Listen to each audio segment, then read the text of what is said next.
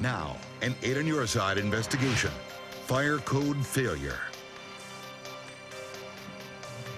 Another safety violation uncovered by 8 on your side. Smoke detectors at an already troubled assisted living facility don't work. Now the state is launching a new investigation.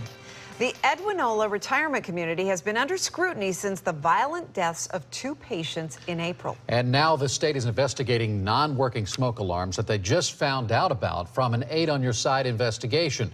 Tonight, our investigative reporter Mark Douglas shows us why these fire code failures matter. And Mark, I say they would matter, especially in a high-rise where you have all of these elderly folks. I mean, hundreds of folks and disabled folks. That's right, Keith and Stacy. State fire codes require these smoke detectors for a good reason.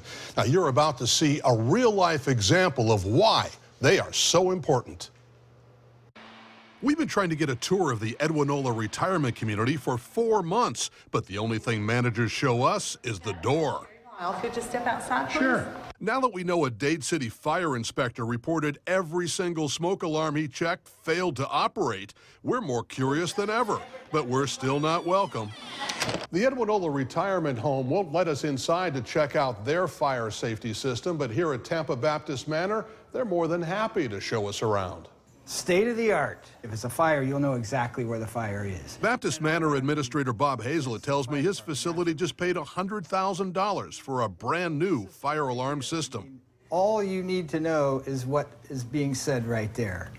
Hundreds of working smoke alarms in this senior high-rise are located in every hallway, every room, even the stairwells. And there's a really good history lesson here justifying all of that hardware. And all of a sudden the window just exploded out. 17 years ago, apartments on the 10th floor of Tampa Baptist Manor burst into flames when a kitchen fire burned out of control. Tampa firefighters scrambled to evacuate 200 seniors that day. Most escaped unharmed, but 5 of them ended up with serious injuries.